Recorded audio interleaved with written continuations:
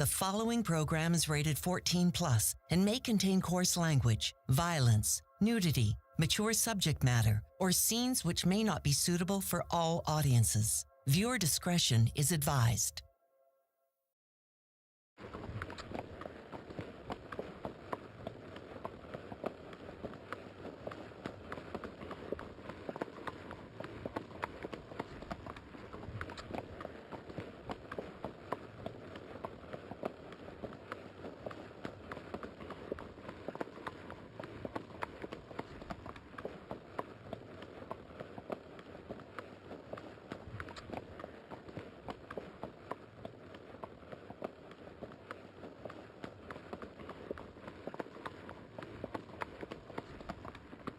Where those flags are in the horizon, that's Barretos, that's the rodeo grounds. It's like a mirage. Can't believe we're here. Oh, thank you.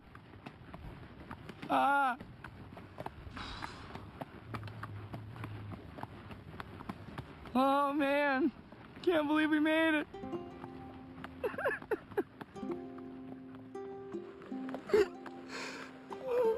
Thank you. Thank you, thank you, thank you.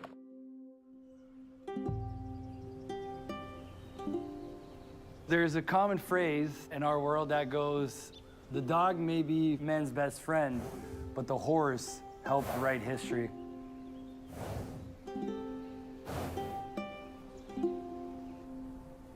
And, everything we have today and we enjoy in modern society was built on the back of a horse. They were the first animals brought to the New World to plow our fields, to go to war for us, to carry us to the West and find new fertile lands. And according to both fossil records and oral traditions, horses were also an active part of indigenous culture across the Americas even before settlers arrived. I've lived so intensely beside these majestic animals, traveling, eating with them, sleeping next to them, living great adventures next to them. And the horse has been in my life since I was born.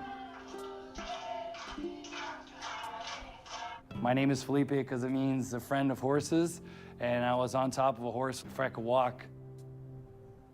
My earliest memory of a horse is a near tragedy. I'm 7 years old, I'm on a big gray mare.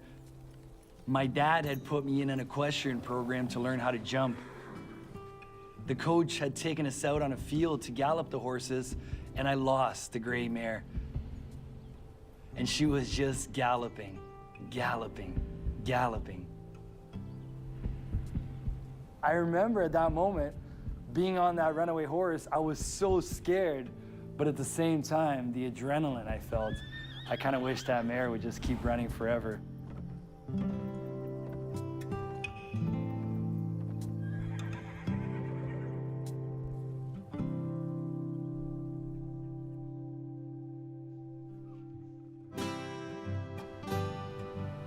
I was born in a small town called Espírito Santo do Pinhal in São Paulo, Brazil. I grew up in a small farm. My first horse was called Martolipe. We couldn't ride the thing because it was a wild horse. It was absolutely crazy. But I remember that just to look at it and be around there, you know, it made me so happy. When I was 9 years old, my life changed dramatically. My parents moved to Canada. I remember when my dad told me, so we're moving to Canada. I was like, I didn't even know what Canada was. I look back at that moment in my life where at 9, I moved countries. It was the first moment that I had to face real adversity. The horse completely left my life for the first few years that we were here. We just didn't have the means. When I was a little kid, I was the most scared child on the face of the earth. And when my dad turned the lights off in my room, I would cry. I was afraid of the dark. I thought the boogeyman was under my bed. My dad would come into my room. He would tell me the story of Aim Chifley, a Swiss school teacher who in 1925 rode horseback from Buenos Aires, Argentina, all the way to the United States. He would use that story to show me that Chifley wasn't afraid. Chifley crossed the Americas with his horses Mancha and Gato. He climbed the highest mountains, swam rivers full of crocodiles. And I remember just imagining what it'd be like to cross all these countries on horseback, and it just became my life's dream. There's this innate want and desire in me to wander. Ultimately, every cell in my body was telling me to get on that horse and ride home. It just got stronger and stronger the older I got. A long rider is an individual that rides 1,000 miles or more in a journey. Oscar Wilde is a long rider. Marco Polo, Charles Darwin. And there is an international organization called the Long Riders Guild that shares all these stories of people who have jumped into the saddle and ridden off into the unknown. The Long Riders Guild is the world's first international association of equestrian explorers. It has members in 48 countries. More than 100 of the Long Riders are fellows of the Royal Geographical Society because of the extraordinary journeys that they made. I've answered emails for more than 20 years from people in every country from Albania to Yemen. What's important to note is that when people are confronted with the reality, not the romance of equestrian travel, then they're forced to see how difficult and potentially dangerous and hard it is. That's why 95% of the people who have ever written me never set off. To prepare for this journey, I spent 2 years in a war room. I had to lose weight, I had to build my core, make contacts, draw the route, reading as much literature as I could, just convincing people that a 20-some-year-old kid who had no previous experience long riding could pull off one of the longest and most arduous rides of the 21st century. Quando o Felipe me falou que ia fazer essa nova viagem, a gente assustou, eu me assustei no começo. Mas eu sei que é uma coisa que está dentro dele e a gente não tem como segurá-lo. Em 2006, a gente voltou do Canadá para o Brasil. E a gente viu o Felipe muito pouco nesse tempo. E agora eu não vejo a hora dele chegar em casa. To be honest with you, when Felipe came to me and told me he's gonna do Canada to Brazil, I didn't believe. I said, wow, he's gonna say that, but after 1 month or two trying to get everything together, he's gonna just forget about. Ele gastou na estrada, ele chegou só um tostão aqui. Like, what are you leaving in Calgary? I'm not leaving anything in Calgary. You're not? No, everything I'm taking now, I'm gonna take with me on the trip. Emma and I, we met in university. Look at you, little man. She always encouraged me to take risks, even though it meant that, I wasn't going to see her while I was training for my ride. My plan is to ride from Calgary, Canada, to my family's home in Espírito Santo do Pinhal, Brazil. Right now, the weather is warm, but winter is going to creep up on us very quickly. And I've got to make it to Mexico by then, or the whole journey is screwed. My dad is thinking about riding with me through Mexico, and my mom may come out at some point in Latin America, but for the most part, I'll be going alone. Crossing the Panama Canal will be a major issue, but I know that by the time we get there, we'll figure it out.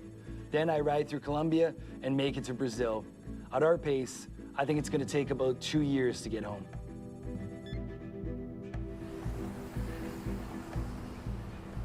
We're at the Greyhound bus station in Toronto. I should be getting on the bus at 12:15 and going to Saskatoon. I get to Saskatoon for 5 o'clock in the morning tomorrow.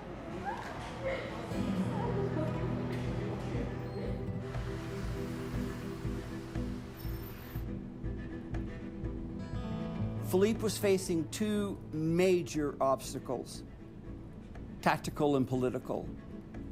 Even though Philippe had an intense equestrian background and was a skilled rider, he did not know anything about horseback packing, pack horses, or pack saddles. So I contacted Canadian long rider Stan Walchuk, who is the expert in that topic. And Stan not only offered to mentor Philippe, he invited him to come to British Columbia, where he took him under his wing and taught him everything about horse packing.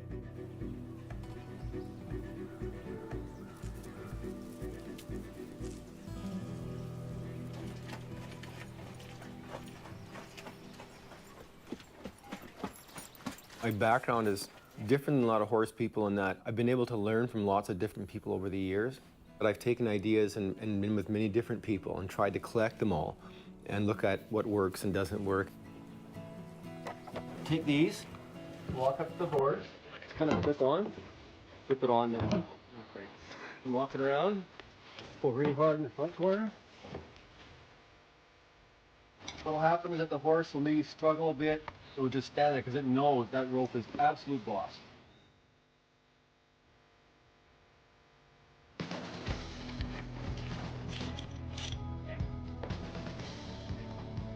And then I started making lists, everything I needed. From the horses, paperwork, saddle, pack saddle, horseshoes, equipment, tent, one burner oven, everything. The planning was tremendous.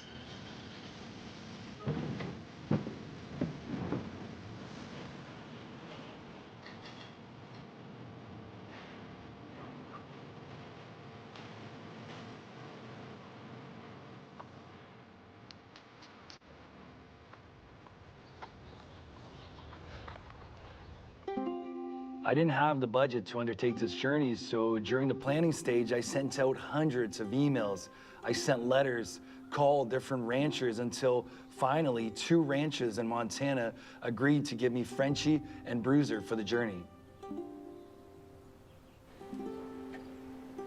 This is my man Frenchie over here and Bruiser on the other side.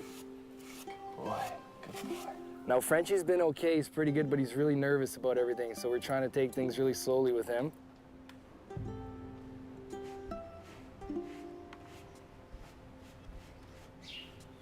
I started working on the horses with putting the pack saddle on Frenchie and putting some weight on it and getting him used to it. At one point, he completely freaked out, started bucking, and I lost the hold of the rope. And then he scared Bruiser, and Bruiser started bucking and threw me off. Got a huge slit in my pants. I think my finger's broken, rope burn. So I'm a little freaked out. I don't have that much time.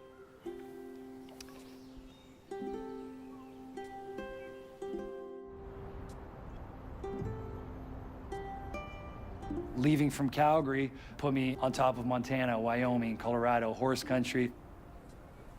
A lot less people in population, which makes the ride a lot easier. The Calgary Stampede is Canada's largest rodeo, and it's internationally renowned in Western culture. I was lucky they agreed to give me a send-off to begin my journey south. It is 10:40 right now, and we leave in 20 minutes. So it's crunch time. Crunch, crunch. I've been dreaming of this moment since I was a little kid, since the first time I heard that story of Aim Chifley riding from Buenos Aires to New York. It's been, you know, a crazy year.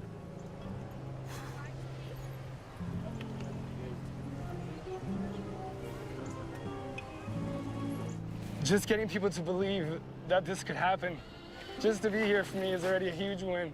To be with these beautiful horses and living my dream, you know, I think more people need to not be scared of do what they love and follow their dreams, because we're in a society today where it's, you know, everyone's so scared to do things, to think outside the box, and it's really sad. You gotta go for what you believe, because when you do, it's like what I'm feeling right now. There's no other feeling like this, you know?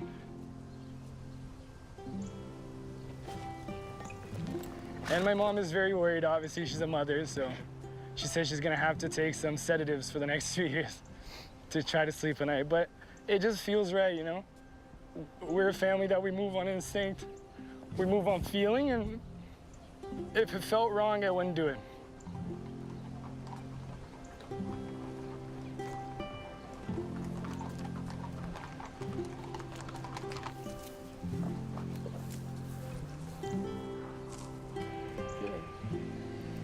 nobody goes through, no? I'm okay, I'm gonna be fine. I'm gonna talk, okay? I'm gonna be fine. Don't be worried about me, you know me. Figure it out, yeah?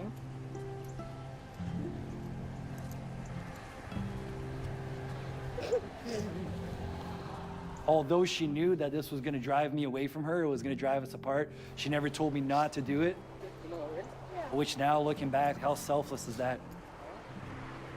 I love you. I'll see you soon. Okay? Love yourself. Felt like I had a bowling ball lodged in my throat. I was just swallowing the fear back. I was very scared, very scared.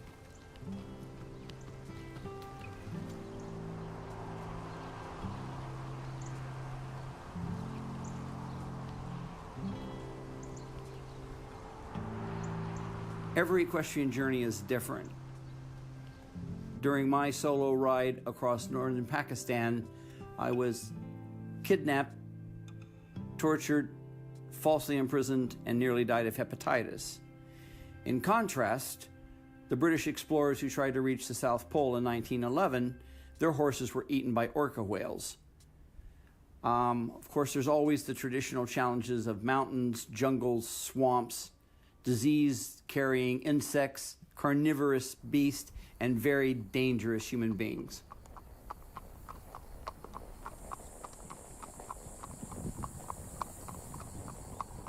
It was 1,000,000 degrees. I'm already thinking, why did I decide to leave in July?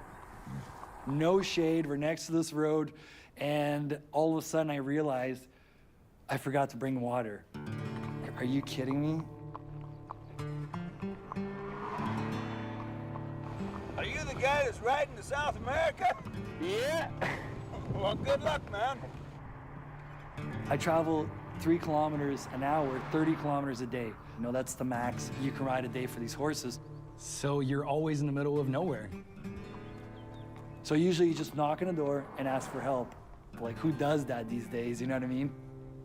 And I knocked on these people's door and they came out and they were like, yes, and I have 2 horses with me. I'm like, oh, hi, my name is Felipe. I'm riding horses from Canada to Brazil, and I was wondering if I could spend the night here, and they were like, so I just set up camp in their field.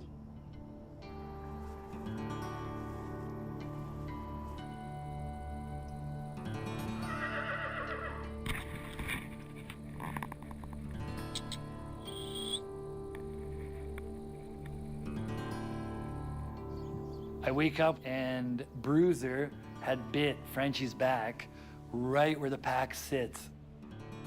I couldn't put the pack on because if I put the pack on, it was gonna start rubbing it and it was gonna create a wound and it was gonna slowly become worse and worse. But I had no choice, I had to pack him. I could notice the discomfort. I take the pack saddle off and sure enough, it had rubbed the wound and now it was inflated. If I keep going like this, it's only gonna get worse. I'm gonna have to stop a car and see if someone can take the pack to the next town, and then I'll just figure it out when I get there. I heard about you through my mom when I was going to the Stampede, that you were going to Brazil on a horse, and I'm a horse lover myself, so yeah, just this one day you were passing through reserve and I seen you and I thought I'd help you. Right now I'm dispatching for the Blood Tribe Police. I'm actually just waiting to go to depot and then I'll come back and be a police officer on the reserve, you know, where I can help my own people. I'd like to give you this for your travels, so you'll always be protected. Shirley took me to meet one of the Blood Tribe's elders.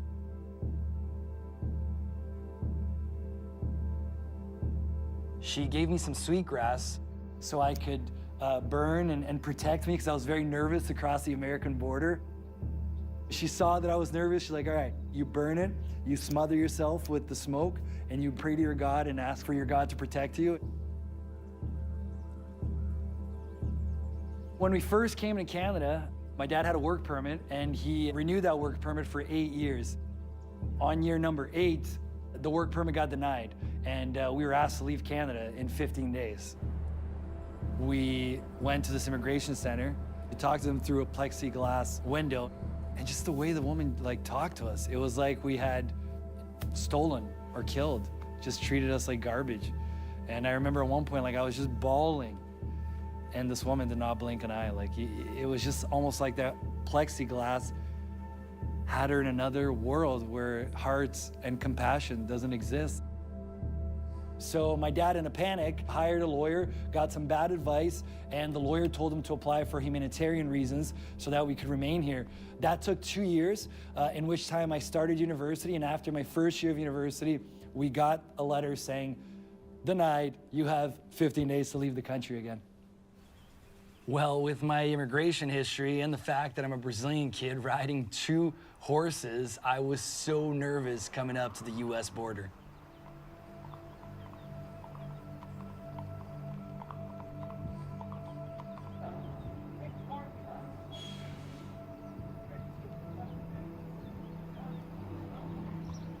It ended up being the easiest border of the entire trip.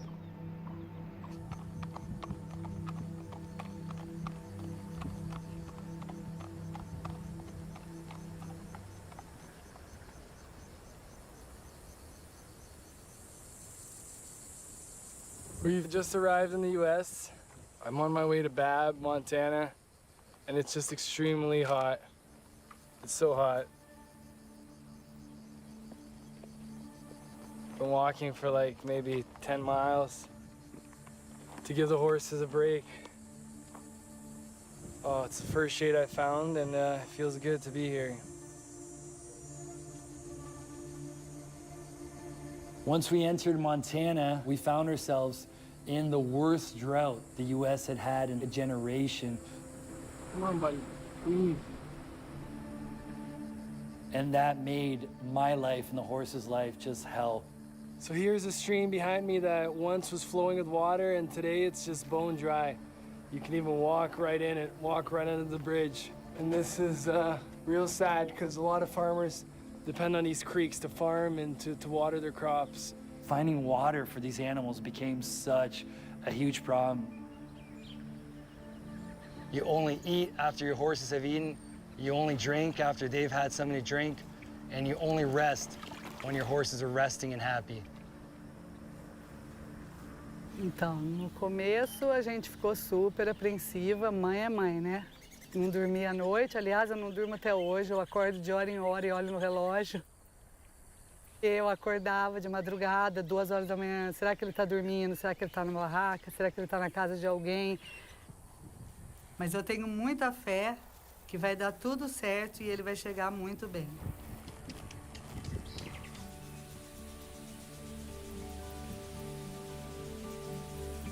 So we rested for a couple days at Copper Spring Ranch, which is Bruiser's original home, before I made my way through the backcountry of Yellowstone.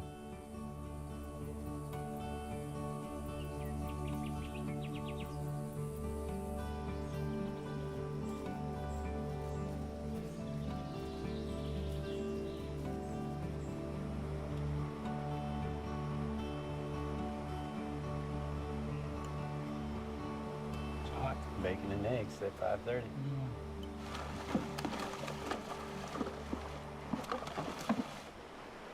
In Chifley's Ride, there is a beautiful black and white photo of him crossing a suspension bridge with Gato in Bolivia. It was the first time where I was like, holy shit, I'm doing this. Here I was, feeling the bridge sway, you know, hearing the river underneath us. Wow, that's a nice view. You could just see how strong these animals are. Sometimes, like, we couldn't even climb up the mountain. We'd be holding on their tails, and they'd be pulling us up. On our last river crossing in Yellowstone, Frenchie ended up hurting his stifle really bad, which forced us to haul the horses back to Copper Spring Ranch so we could figure out what to do next.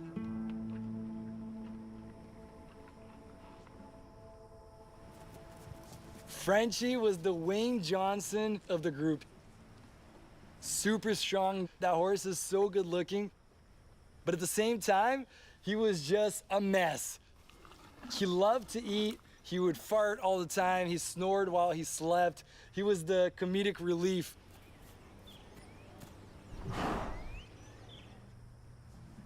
So Copper Spring Ranch, they're gonna lend me 2 other horses so I can take them on the trip and continue while these guys rest up and get better. I knew all along that was gonna be one of the hardest parts of this trip was my horse's health, especially going through mountains like we did at Yellowstone. But luckily I can give them the time off and not push them and hurt them even more. That's the most important part. After traveling for weeks with these horses, it was very disheartening to have to train new horses and worse, leave one of my kids, Frenchie, behind.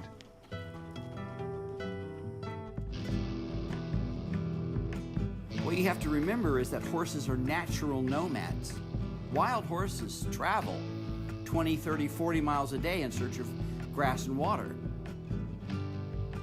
So when you take a horse and you take a human like Frenchie and Philippe and you put them together and you aim them in the same direction every day, a new herd ethic develops. So in exchange for transportation, the horse gives unquestioning loyalty and love. Philippe's emotional bond with his horses is so deep that it's affected his life forever.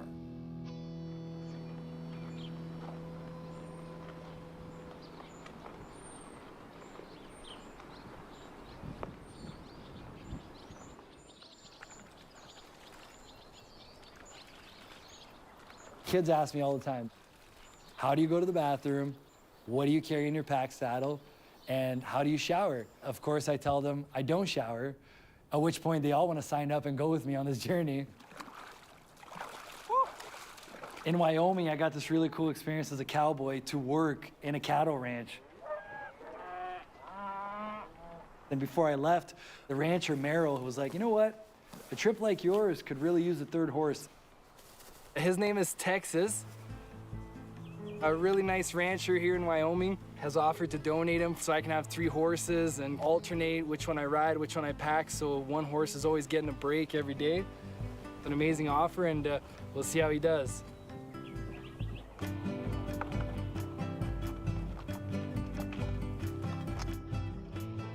When I was crossing from southern Wyoming into Colorado, I crossed this huge mountain. I was by myself for 5 days.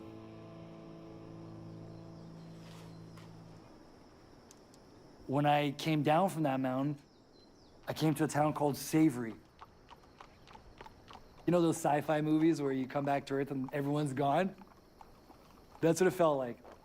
Riding around this town, there's no one. And then the sign literally said, Savory, population 25.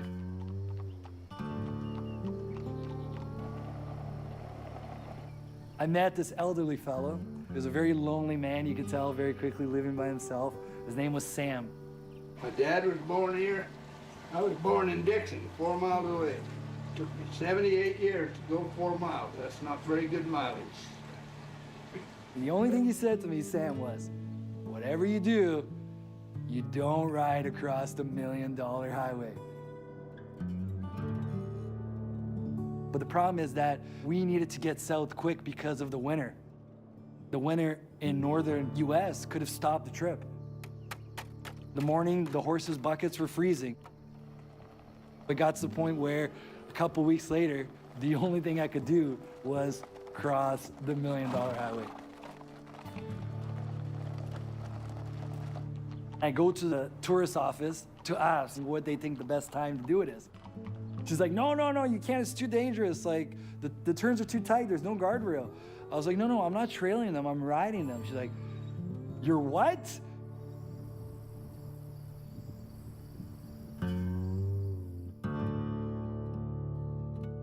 It's 4 o'clock in the morning, we're just outside of Ouray, about to get on the $1 million highway, headed over to Silverton. It's gonna be a very scary part of the trip, 11,000 feet, very narrow roads, and a lot of cars, so that's why we're leaving so early. Let's go, come on. We start in pitch black. All I can see is that there's a huge drop to my right, but I can't see how far it goes. And when the sun starts coming up, I actually see what's around me, and it's just so scary. It's literally just like a drop.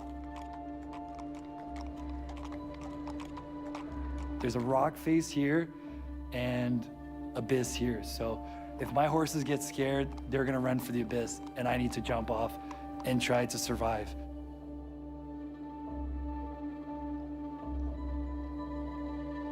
We start climbing. It's so quiet and so cold. There's very few cars, but every time a car goes by, we're just like holding our breath, and the horses are okay.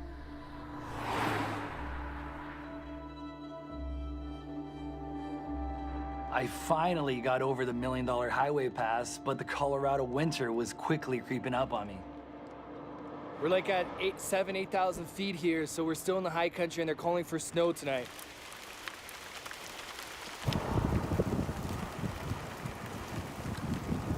I'm just excited to get off this mountain. It's freezing. I'm gonna give the horses something to eat now. After 3 more days of riding through these mountains, I was able to get to lower ground where it warmed up.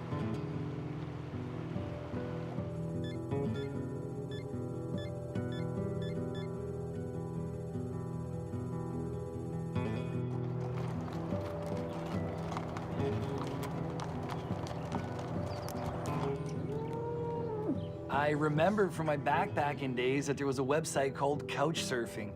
And sure enough, there was a guy there from southern Colorado called Peter Lisker. I messaged him, he messaged me back right away. He's like, yeah, for sure, you can stay at my house. Really nice fella. I think he only wore Hawaiian shirts. Before I left his house, I noticed that he was like, kind of weird.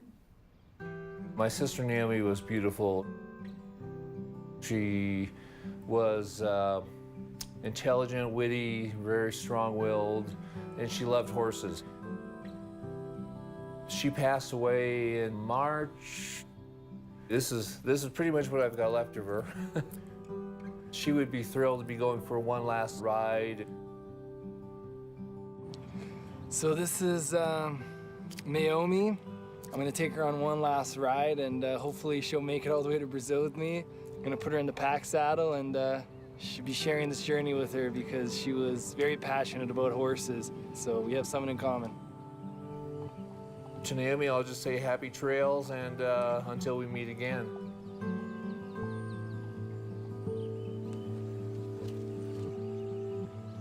The life of a lonely long rider. Being alone, it's kind of like having a little pebble in your boot. You're not gonna get down. You're tired, you're gonna keep riding. And that pebble starts to grow, and it's all you can think about. And now you're playing with it, and you're moving it around, and the pebble becomes a boulder. And the pain is there, but you're trying to hide it with other things, but you can't stop thinking about the pebble. Loneliness is like that. It just engulfs you.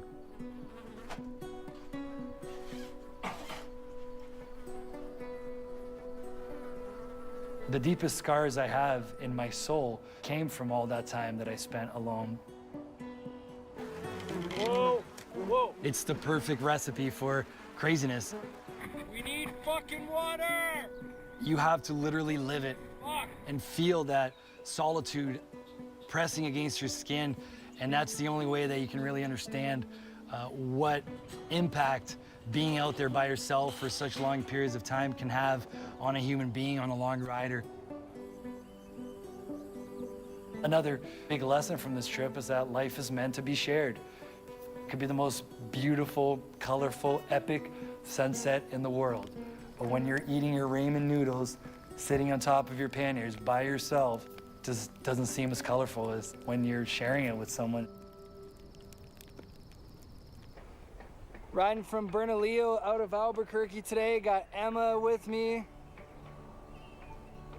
How's it going back there? It's awesome. So having Emma come out to meet me in New Mexico was amazing.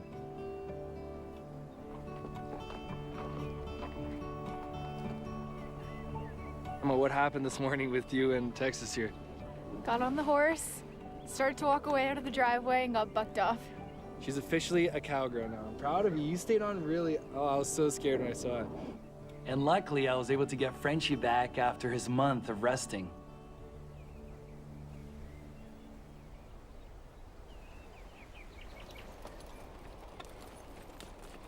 It was a beautiful day. Came to a locked gate on the trail we were following.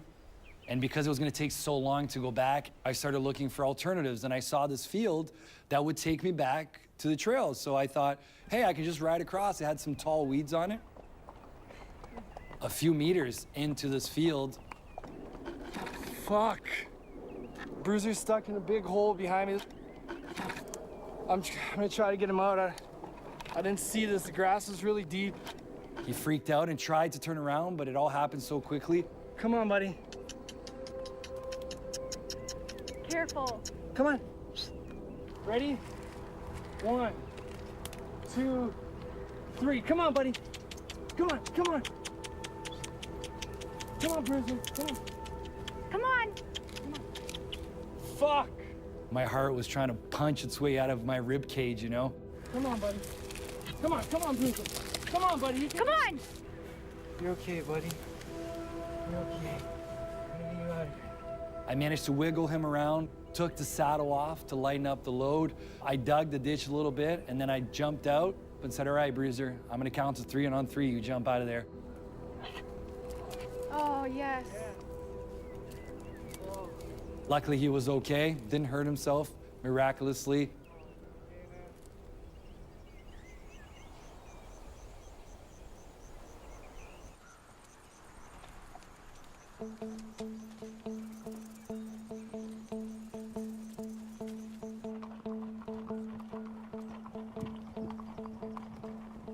Oh, yes, riding down the bar ditch on 285, and I passed you when I was going to work that morning, and then when I come back that evening, I stopped and talked to you. We passed another man right up the road here a while ago on a bicycle. I didn't stop and talk to him. He didn't have a horse. We didn't have anything in common to talk about.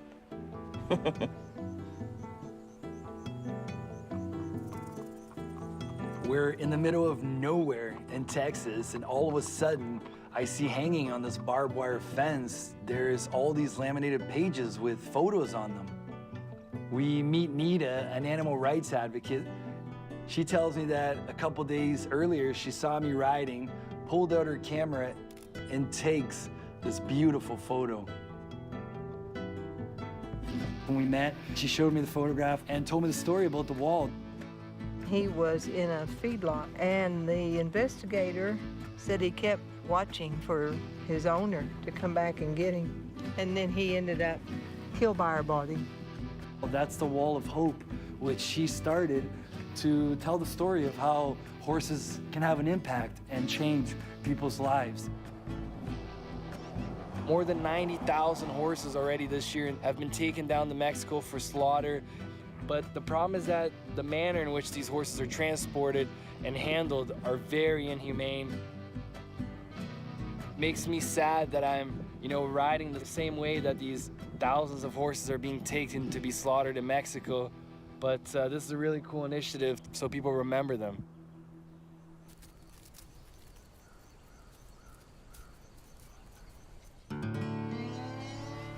Are you excited to go home for a little while?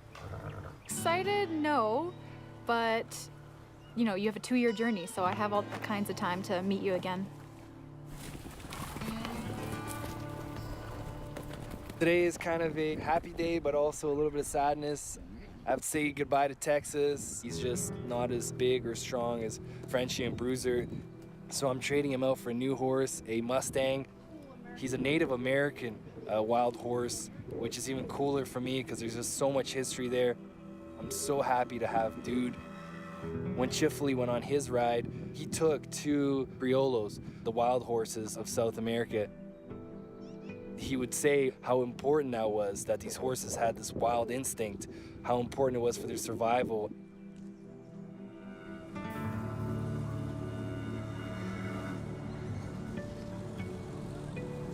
Tengo que entrar en México con 3 caballos. Sí, estoy descendo de Canadá hasta Brasil a caballo. Sí. Loco, no. Es una... When Canadians and Americans would tell me, you're gonna cross Mexico on a horse, you're gonna die, I would ask them, have you ever been to Mexico? In which time they replied, no. But then, as I got into the southern part of the US, every Mexican family I met, they told me I was gonna be killed in Mexico. I was forced to wait at the border at a cattle stockyard where the slaughter horses stay before entering Mexico. My horses did not feel comfortable there the entire time. It was as if they could smell the fear. You can only legally take 2 horses into Mexico. The dude was actually ridden across by a kid named Jesus. I put it into Jesus' hand, and he took the horse in 15 minutes, and dude, he's like, yeah, dude is in Mexico. And then the other 2 horses, because they were going legally, it's paperwork, it's the vet, you call, you do this, you do that. After 2 weeks, I finally got the horses into Mexico, and my dad was waiting for me on the other side in Ojinaga.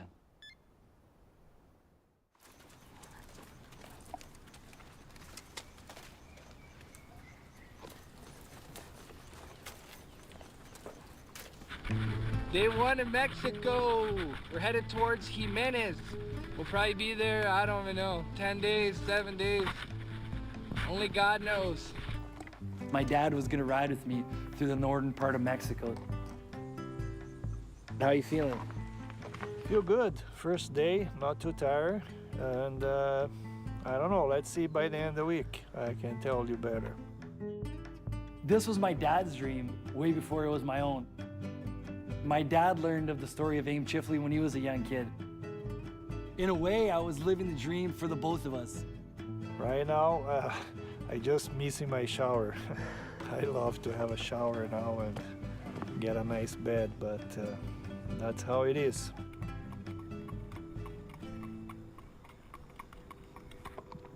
Crossing the Chihuahua Desert, that's where 90% of the drugs that go from South America through that corridor in Central America and Mexico into the US and Canada. So it's a very dangerous place.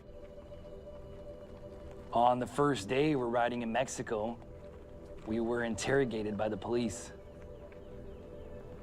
Oh my God, I'm so sorry. We're riding horses to Brazil. What's in the pack saddle? We tell them. They calmed down. They were horsemen themselves. I heard a couple of them talking like which horse they liked better. They let us go.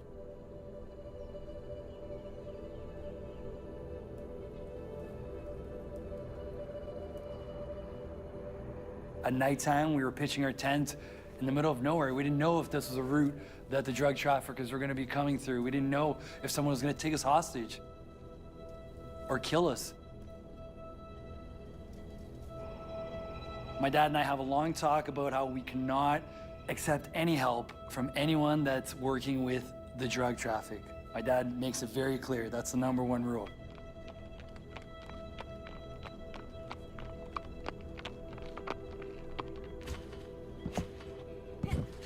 That afternoon, we get to a little village.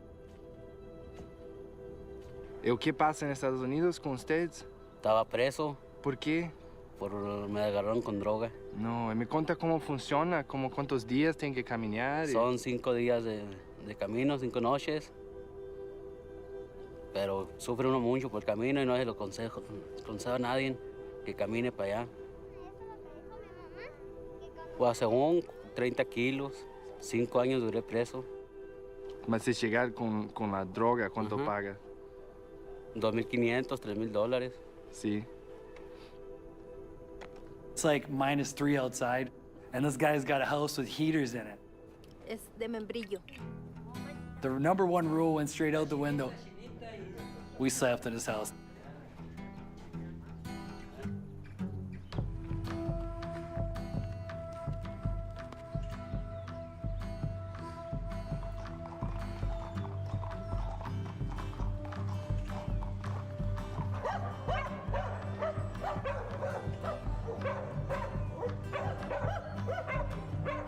Ahora vamos a salir en televisión, ¿verdad? Por todas partes, Sí, ¿verdad? por todo el mundo. ¿Por todo el mundo? Sí. Fíjese. Y la agarro con las manos. Aquí peligroso. Sí. Como no, pues no le digo todo lo que está pasando. Pues los que andan mal, ya ve.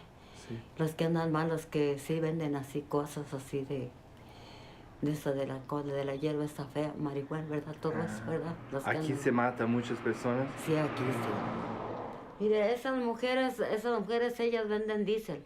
Y ahí nomás llegaron y los mataron. Les dieron un balazo en la sien, mire, nomás llegaron y los mataron a los dos pobres. Es que está la gente trabajando.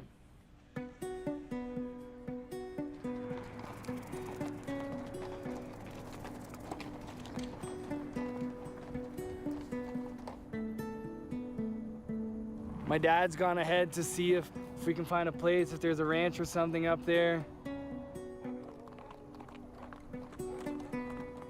It was really late and I was tired and I left the panniers inside where I put the horses. All right, going to sleep. Hope for the best. When I woke up in the morning and unzipped my tent, Frenchie had knocked the pannier over with Naomi's ashes. And now he was eating Naomi's ashes. And I'm like, oh my God. I get Frenchie off the ashes, put the ashes back, say a Hail Mary, apologize to Naomi.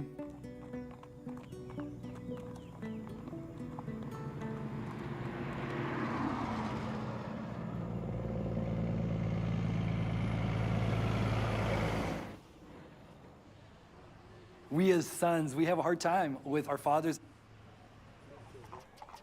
I think because we're so similar to them. My dad and I were in the middle of this desert, and one day we're talking about palominos. One guy said palomino was just a color. The other guy said palomino was a color and a breed. And we had this like tempestuous fight, like it all blew up, and we didn't talk to each other all day. It's crazy how when you're suffering so much and you're out there and there's so much unknown, how something so little and minute as a horse or a breed can become this epic battle. Conocí un cabalgador de esos que son mortales. Venía de tierras lejanas, yo lo vi junto a su padre. Es una historia bonita, la que aquí voy a cantarle. No one celebrated the journey like the Mexicans. Vaquero desde niño, un sueño se le metió. Every town we rode into, people just started showing up. Buenas tardes. Hola, Some days we'd have 5 people riding with us. Some days 7.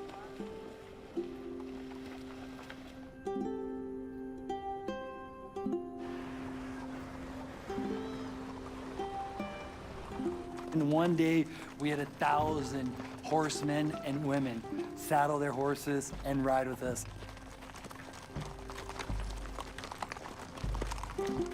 To see that many animals, that many horse people together.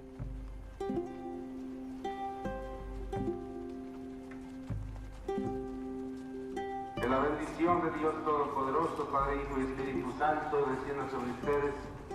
It's funny, here they turned my trip into a trip for peace, and I understand it because these people are so desperate for it, and they need some hope. And if I can give them a little bit, then that's cool. It's just amazing. I don't even know what to say. Can't say thank you enough for the cabalgantes here from Rio Grande. Gave us these really nice shirts and have welcomed us like family here. It's been like that all over Mexico. It's so nice.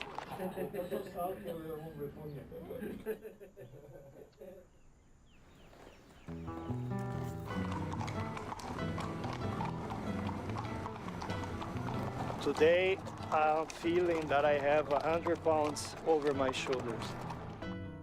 My dad was a champion. His age to become a long rider, you know, he rode more than 1,000 miles consecutively, was amazing.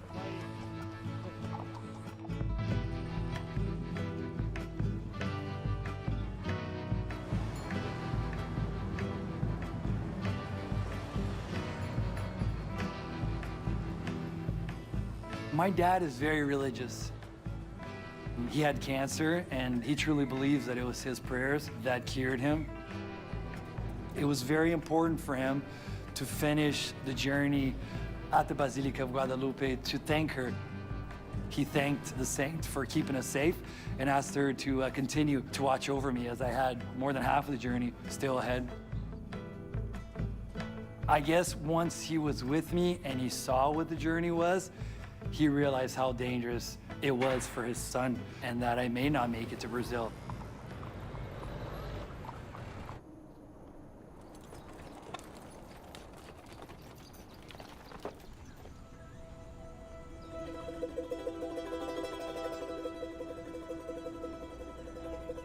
When people think about what I do, it becomes romantic. It's a guy on a horse galloping through the jungle or in the woods and the mountaintops and the birds.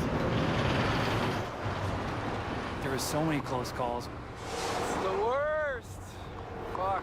There was points where I was riding these horses on roads where if I stuck out my arm, those trucks would have hit me. Holy fuck. Ing Chifley gets to Texas and he shuts the trip down because of the car traffic. A car actually almost hits one of his horses, and he gets so aggravated and so scared of the traffic in 1928 at this point. He says, no, I'm pulling the plug. I'm trailing the rest of the way. I'm just so happy I came out of that alive.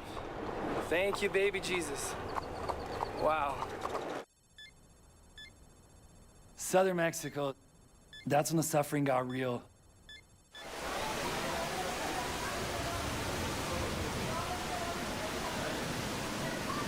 Torrential downpour right now. Luckily, I found a restaurant here that let me tie the horses up and put my tent.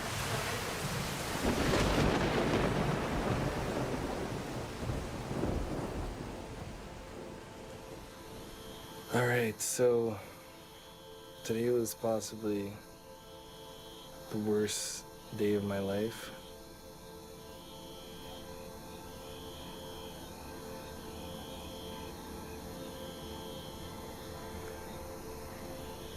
One second is all it takes.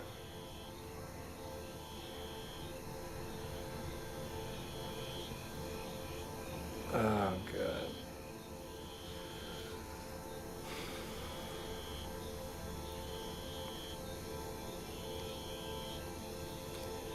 I was inside the restaurant talking to the people who run the place, and all of a sudden, the guy that I was talking to said, "Hey, man," he said, he didn't say, "Hey, man," he said, your horse is going on the road." And I turned around and I saw Frenchie walking right on the highway. And I ran out of the door and I ran towards him. And before I could even get close, I saw a car, I saw a truck. Frenchie's just been hit by a car. It's the worst moment of the trip so far.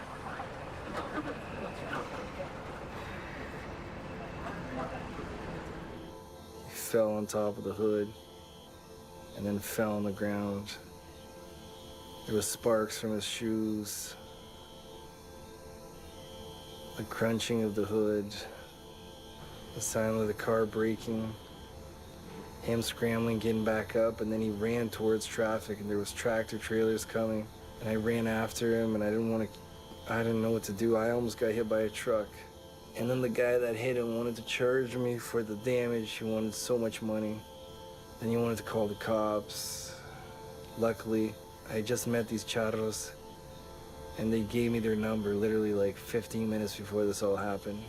And I called them and they came to help me with a trailer. They brought me to their ranch. The vet checked Frenchie out, stitched his lip, which was cut. His back leg looks pretty bad. I don't know what's gonna happen now.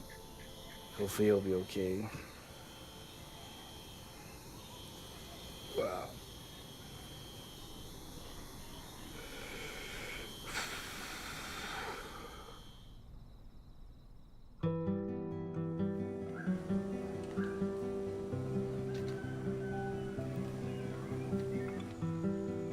I spent 1 month with Frenchie, treating him, feeding him. He was very scared.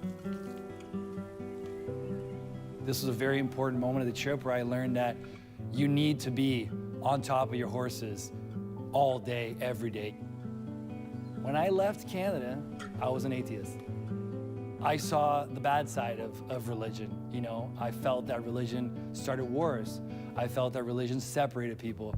But I tell you what, my friend, when you think you're gonna die, or you think your animals are gonna die, your kids, you pray. And today I believe in God.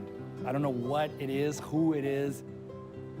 I do feel like now going through everything I went through, there has to be something bigger. There has to be something out there. The Long Riders Guild maintains the world's strictest code of equestrian ethics. And Philippe is an excellent example of how a long rider maintains this ethics. He always put the welfare of his horses before his own ego. Frederick gets very curious when you start eating in front of him.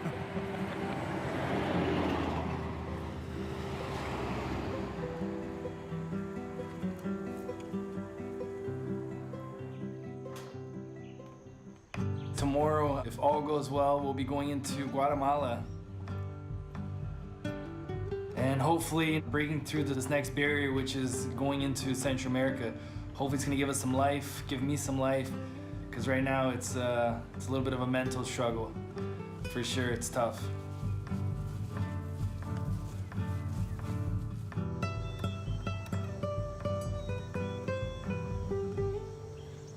Based on my experience with Mexico and speaking to different people, I knew it was going to be impossible to cross the borders through Central America legally. There are viruses that exist, let's say in Brazil, that don't exist here.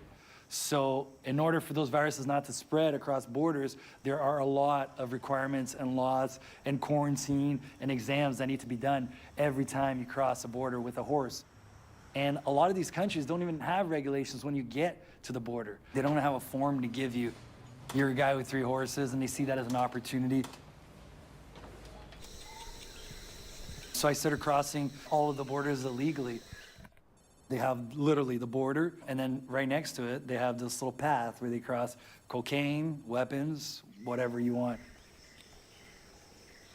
The first border of Mexico, Guatemala, I gave the horses to a guy, walked over with my boots and my spurs and horse hairs all over me to the actual border. The guy stamped my passport, didn't ask anything, went like 50 meters down. My horses came out of the jungle, and I continued on.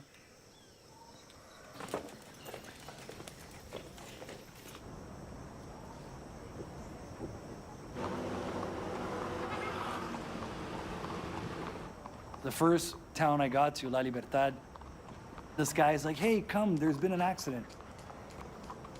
There was a rooster and a chicken in the middle of the road. There was the guy bleeding to death. Spectators here talking as if they're watching a soccer game. And then I couldn't piece it together. I'm like, why is there a rooster and a chicken in the middle of the road? And then when I asked him, he's like, he stole that chicken and that rooster. That's why they killed him. I mean, you start to understand what a life is worth in Central America. In Latin America, they tend to use corn to feed horses because it's cheaper than buying feed. But you have to slowly build it up to them. You can't just go there one day and give them corn like this rancher did in northern Guatemala. All right, so right now I'm really worried. Bruiser hasn't gone to the bathroom all day. He's wanting to lay down. I've got to get him up like 3 times already. So he could be colicking. I think he's colicking, I don't know. Colic happens when a horse eats something differently, very quickly, or when they don't have water. I'm starting to get really worried. This is a serious problem. Because horses can't vomit, start to build up these gases in their stomach, their tummy hurts, they'll start to roll until the point where they can't take it. I hate to think about it, but a lot of horses have died from colic.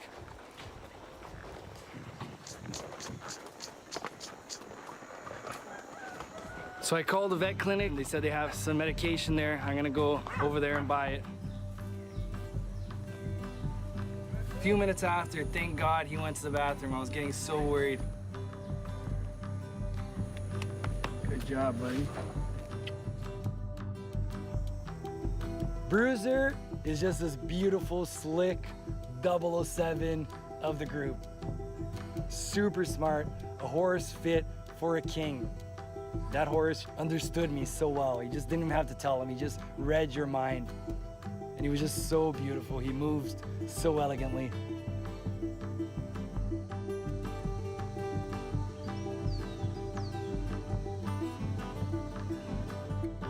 In southern Guatemala, I was put in touch with the boss of the region to get safe passage into Honduras.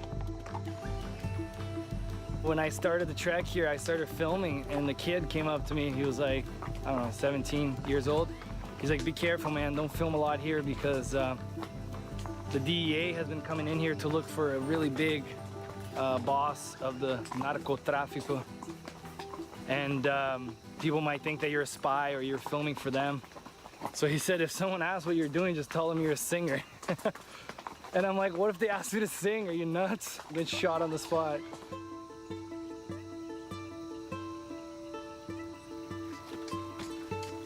It's impossible to ride. It's so hard to get up this fucking mountain. We finally get to the village where my very powerful host was waiting for me. He lived in a mansion, but it was really hard to film because I did not feel safe. He was drinking a beer and he tossed me a can. And I grabbed it and he goes, "Llegaste." And I couldn't even talk. I was like, "Llegué." And I looked at the beer, it was a blue can and it was called Salva Vida, lifesaver. He had his own zoo. And along with his men. ¿Qué hubo? ¿Cómo estás? Buenos días, mucho gusto. ¿Cómo estás? They rode with me and kept me safe through northern Honduras. Very few people get the opportunity to break bread with cartel members. You know, your skin color may change, your bank account, your religion, your nationality, the color of your flag. But when you sit with these people in their home and you eat with them, you realize that they just want to love and be loved. Humanity is good at its core. And that's, I think, the most special part about this journey.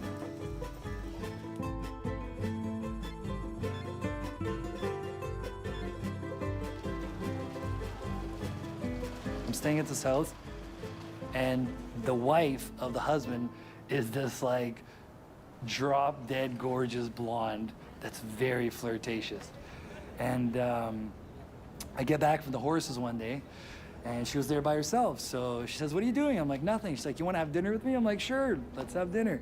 And we have dinner, nothing happens. And a couple hours later, this is Sunday night, I'm talking over Skype with my family, and all of a sudden, out of nowhere, I hear,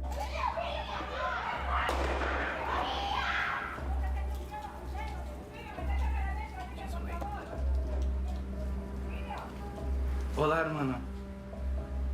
Yo estoy bien, es que yo estoy en el hotel aquí y el dueño del hotel, no sé quién es, está peleando con su mujer, estaba dando balazos aquí, dando tiros. I started looking around the room. What can I put in front of the door? If I jump out the window, will I survive? 2 hours after the police rode in,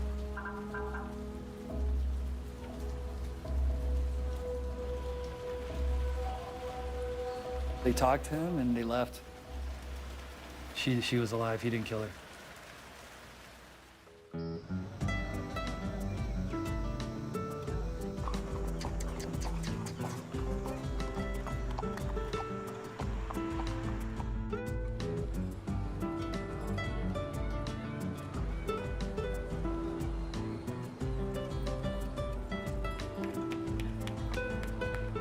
All right, just entered Nicaragua.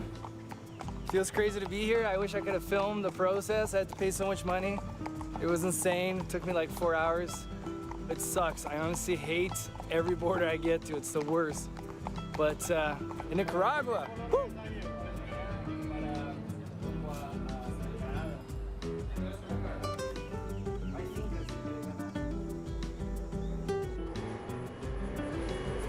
Today's a very special day. I get to see my mom after 2 years. I missed her a lot, and she really wants to ride, but she has no experience, so it's gonna be hilarious.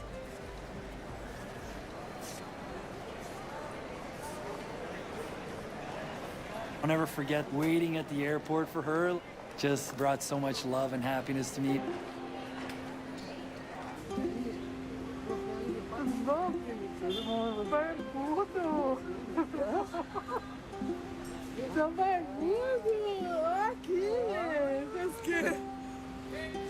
Não, vai filmar que tá com cara de E aí, velho?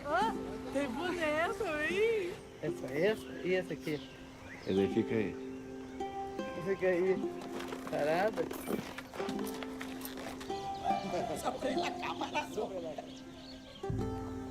So we get on the horses. The first thing she's like, this is how slow we travel? So tired. So hot. And I'm here because of you. So my mom thought I was galloping through the Americas. How long has it been? 4 hours? It's been like 2 hours. She's like, Felipe, I need to get off this horse. I'm like, no, you can't get off now or we're not gonna make it. I push her through the last few kilometers. She just like melts on the ground, dying. I'm like, hey, that's only the first day. We got a week to go. Sorry, Felipe. That's it for you. One day.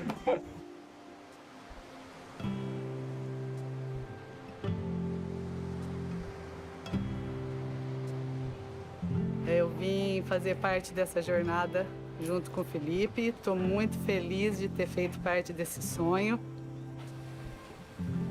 Foi embora feliz, porque ele está conseguindo realizar o sonho dele. E um menino iluminado, que consegue tudo o que quer, com muito esforço. E é isso, muito feliz de ter podido participar dessa jornada. Eu vou chorar.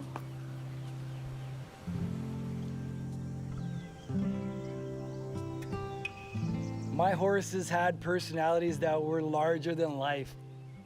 Dude was a little surfer dude. He looked like a Californian beach bum, bleached blonde mane.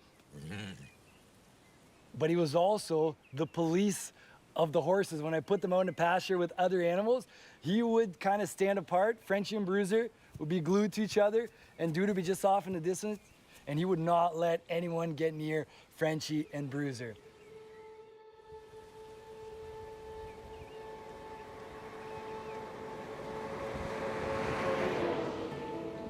So the horses were just grazing, and Dude fell in a big hole. Got his leg caught, cut himself really bad. I was getting him out. It took me like half an hour to get him out. I thought he was gonna break his leg. Struggling so much.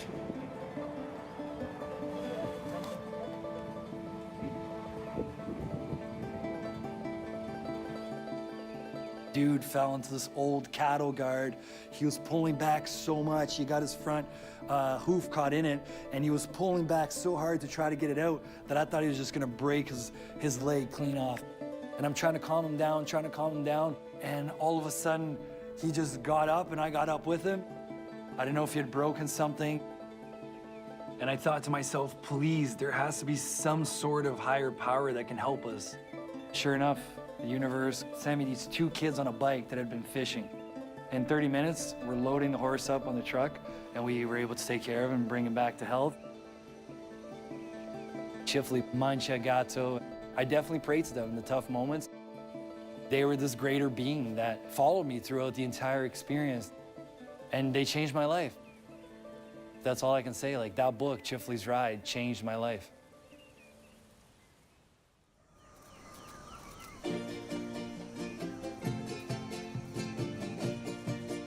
Emma's come back to ride with me, and it's gonna be an awesome time. I'm so excited to have her out here. How are we doing? We're doing good. Tired, sweaty, but still alive. We were riding by monkeys, hopping from tree to tree, exotic birds. We're so close to Pacific Ocean. First time these horses will ever see it. It's right there.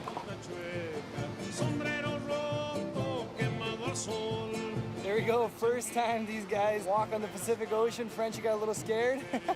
Huge moment right now, huge moment for us.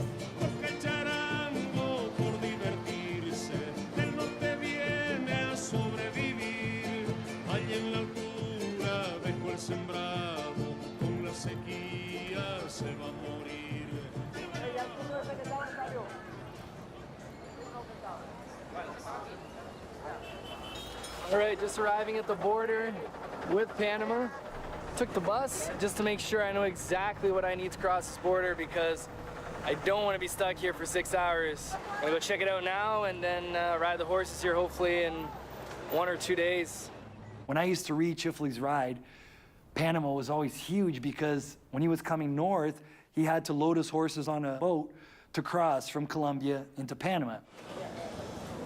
Found the office and thank God I came early because they have no idea what to do right now.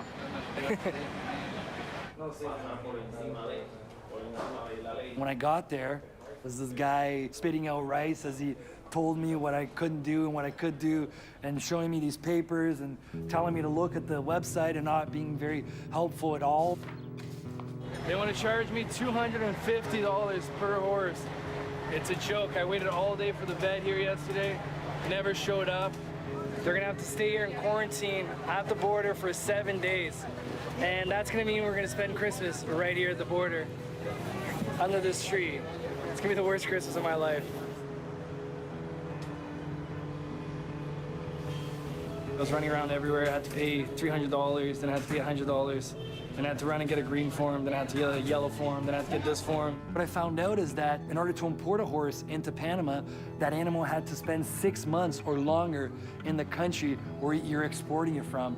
It was like someone pulled the ground from underneath me. It's like, what am I gonna do? Now I just got a new price and it is $12,000. I absolutely hate borders, I hate bureaucracy, I hate stupid rules and regulations that mean nothing.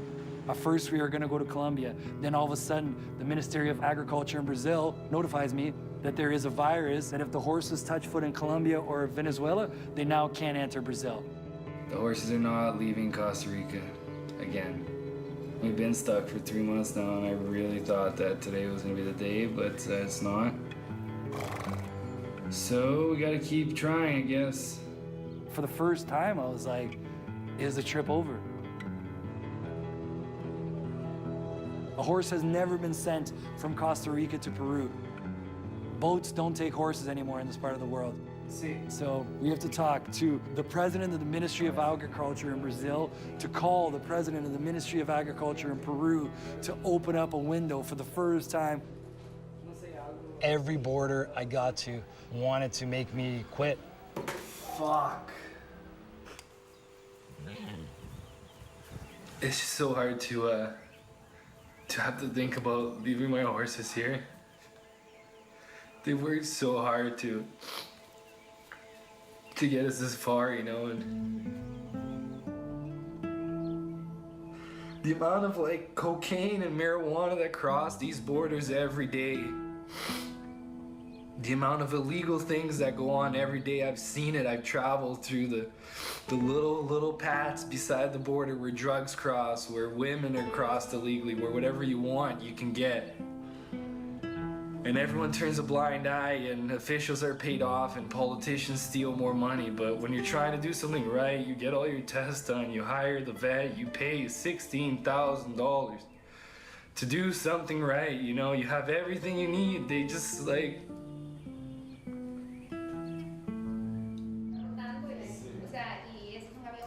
Border guards are by nature hostile. They are an extenuation of the ancient Roman prejudice that anyone mounted was an uncivilized barbarian. And Philippe's journey across the international borders as he went south became increasingly hard, hostile, and dangerous because the bureaucrats that were in charge of the borders were intent on keeping him out.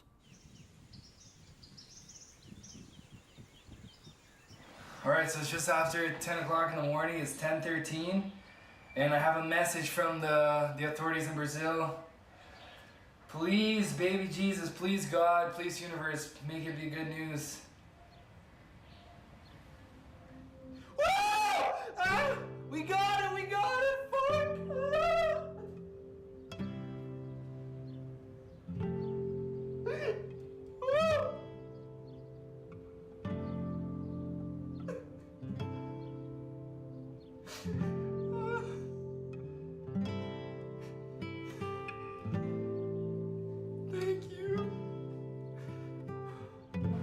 We finally managed to get the horses on an Avianca flight to Peru. All right, boys, you ready to fly? You ready to fly? No problem, right, Frenchie?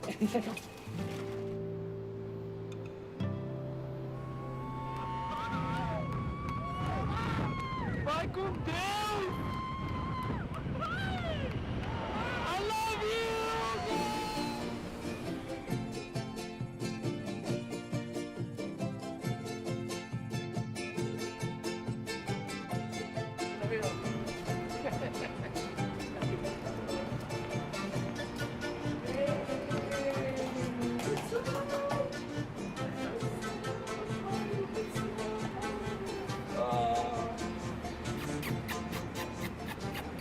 So after a few days of quarantine, they finally let us leave and we were able to ride through Peru.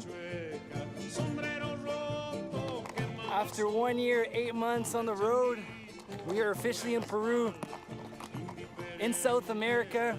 Can't even begin to express how amazing it feels. Riding in Peru.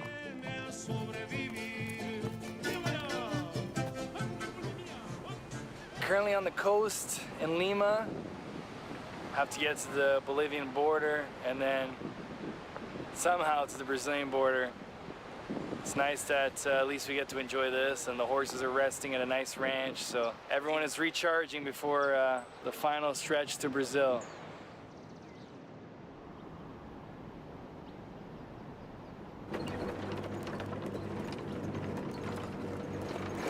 Not so good, bumpy ride. Unfortunately, Frenchie, Bruiser, and Dude only had a certain number of days to transit through Peru. We ended up having to trailer them all the way to the Bolivian border.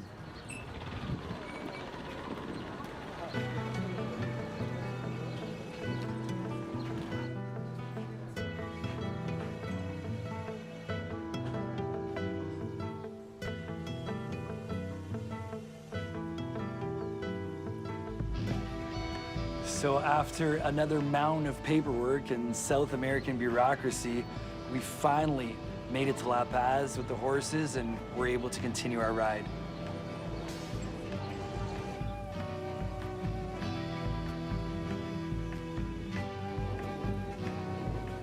Can't believe it, just outside of La Paz. It's been an insane road to get here, but somehow, some way, we managed to get to the last country we'll cross.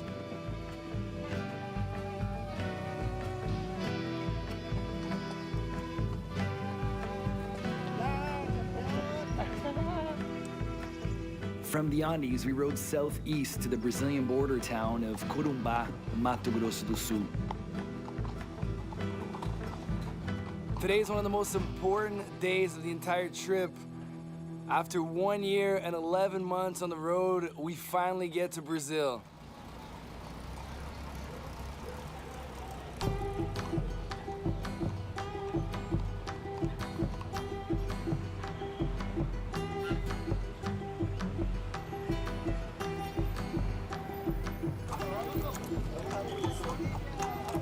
Adiós, Bolivia! Viva Morales!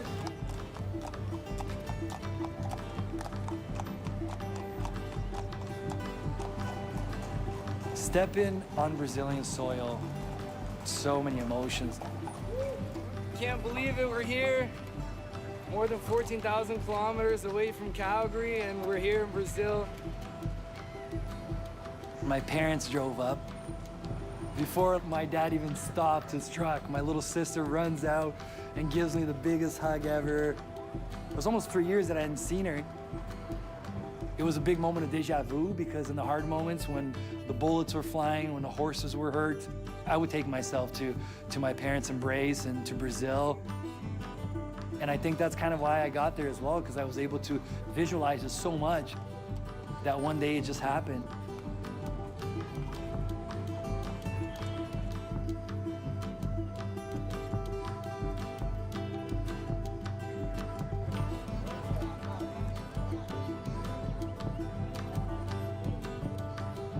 Ainda tem muito para andar.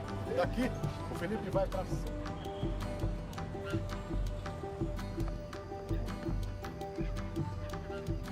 I spent 3 months riding through Brazil, getting stopped on the road like I could barely ride because it meant so much for the Brazilian people. We just came to a really small little pueblo here in Brazil, and Alex just gave me this to scare the jaguars away. Em 1925, imagina como eram essas Américas em 1925, né? I will never forget the way my country welcomed me back home. Então eu tinha certeza, desde o começo, que tudo ia dar certo. Alguma coisa dentro de mim falava que ele ia chegar bem, que nada ia acontecer. Ele não teve nada. Então, eu acho que é a fé da gente, sabe? I'm very blessed to have amazing parents. They never cut my wings.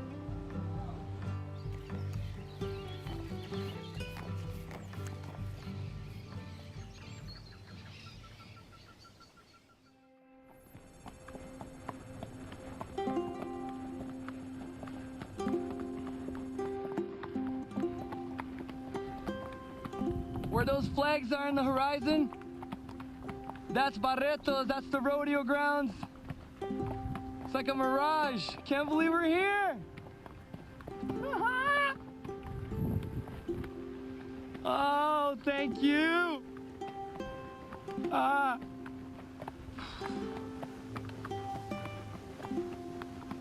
Oh man, can't believe we made it.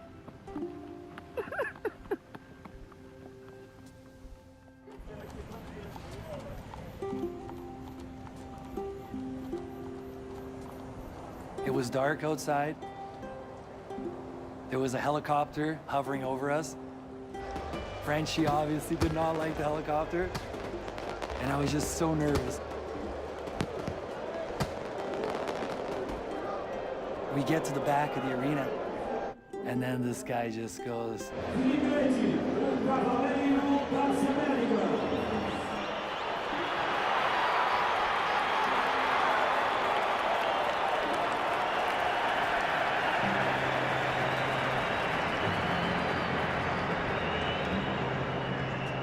being a long rider, it's someone that has a deep passion for horses,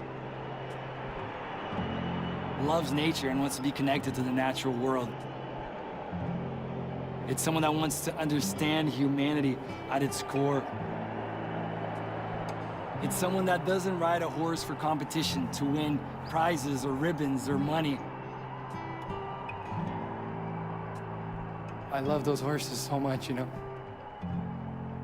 My kids, Frenchie, Bruiser, and Dude.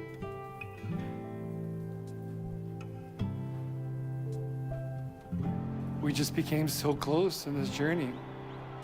And they were just like my kids. Like, that's the only way to explain it. We went through so much, and to be there with them after everything we had been through, and for them to be so healthy, and I'll never forget that.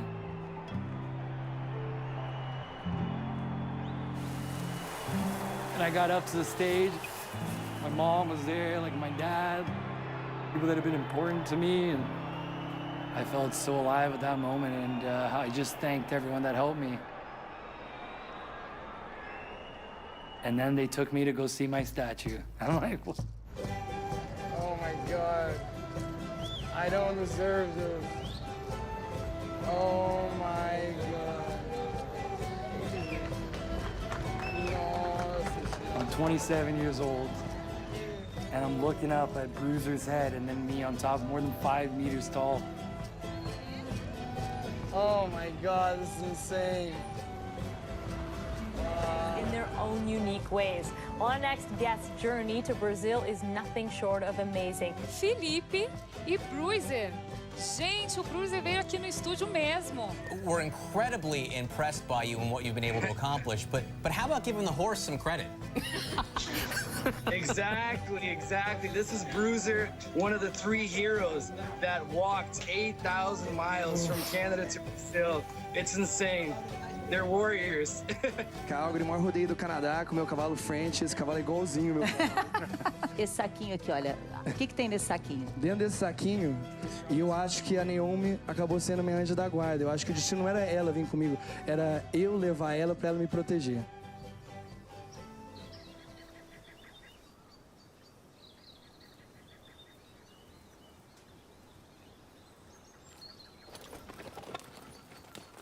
Going up that mountain, it was like they knew. My dad built them a house, built them stalls, and I promised them when I met them. I said, listen, boys, we're gonna go to war here, but we're gonna make it. And I'm gonna give you guys the best retirement a horse could ever ask for. I walked them out to the pasture.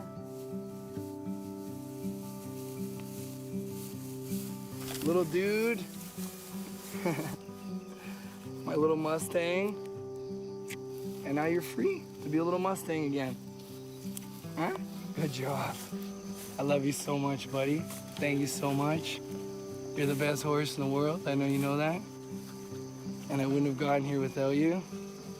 Frenchie, I know we got off to a rocky beginning. You almost killed me. But I wouldn't have done this without you, with all your spirit, all your heart. And I love you so much. Thank you. Thank you, thank you, thank you, thank you.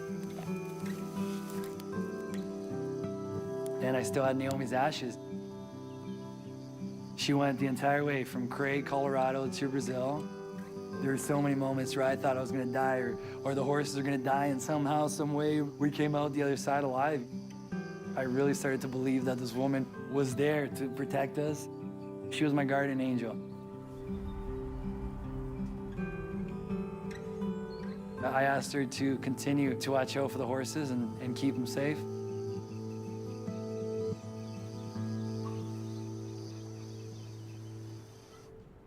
And that's when my life fell apart. You spent 803 days chasing kilometers with horses, and then all of a sudden, you're back to your house, you're back to real life, you're cut off from the herd. I had symptoms of PTSD.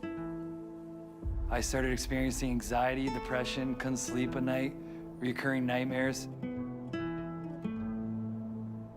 Emma broke up with me. In this mess that I was in, like a lot of people, I turned to the bottle and started drinking. And one night, I made the mistake of getting in my truck and nearly died.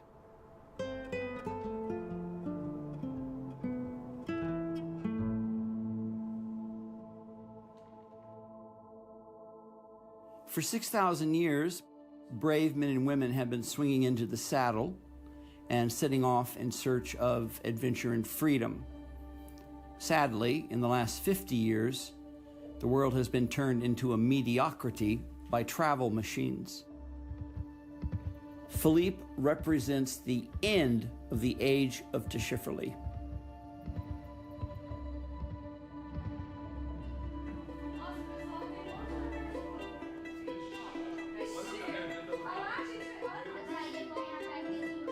En 2016, Felipe visita un hospital oncológico infantil. Allí puede observar que los niños no pierden sus sonrisas a pesar de los grandes desafíos de vida que enfrentan.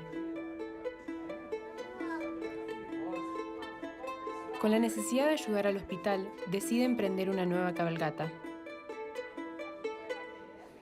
Esta vez, rumbo hacia el fin del mundo. Ushuaia, Argentina, un viaje de 7.500 kilómetros. En esta travesía decide montar 2 caballos diferentes en cada país para evitar tener problemas con las fronteras. Felipe tarda 4 meses en cruzar el sur de Brasil y 1 mes en recorrer Uruguay.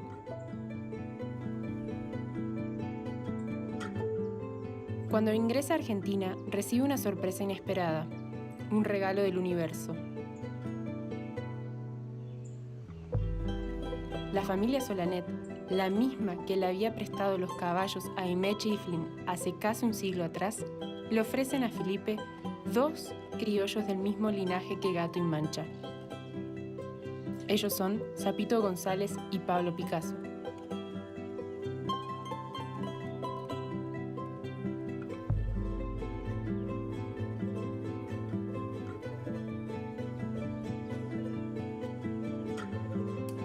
En el camino, Felipe conoce a una mujer. Ella le da una pulsera de plata y le dice que es para su alma gemela, que pronto la conocerá. Pero Felipe no le cree. Un gran incendio forestal encuentra a Felipe y a sus caballos en el camino. Los obliga a detenerse y luego cabalgar sobre cenizas. En la Patagonia sufre temperaturas de menos 15 grados y vientos de hasta 120 kilómetros por hora.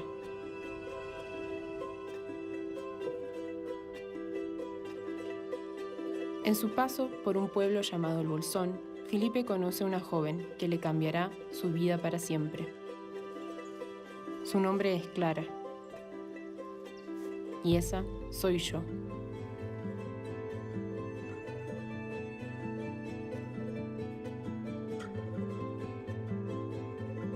Lo acompañé en parte de su camino hacia el fin del mundo y pude compartir la alegría de su llegada.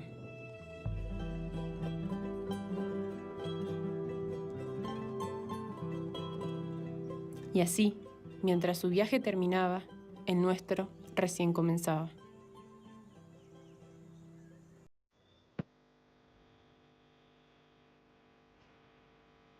Philippe's journey provides us with a message of hope.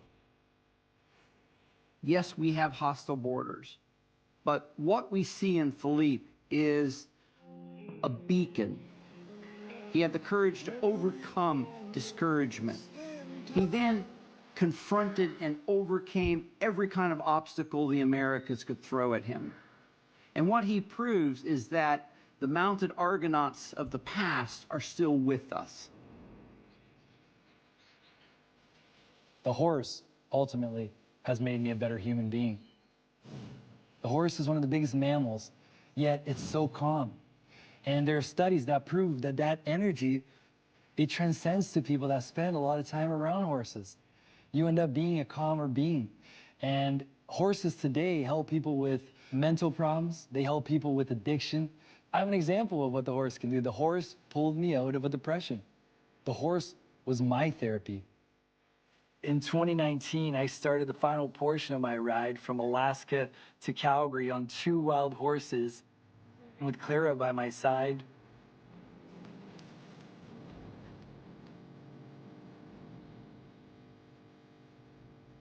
When I started the journey, I was leaving Canada and returning to what I thought was my home, Brazil. The fact of the matter is, when I arrived in Brazil, I realized I couldn't be further from home. And today, when you ask me what home signifies to me, it has a name, and it's Clara.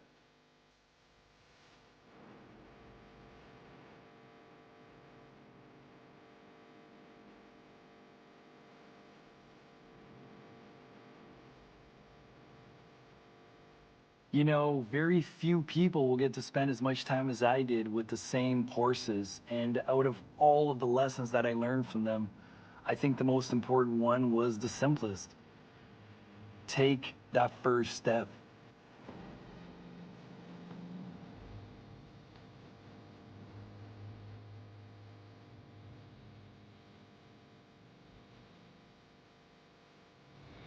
The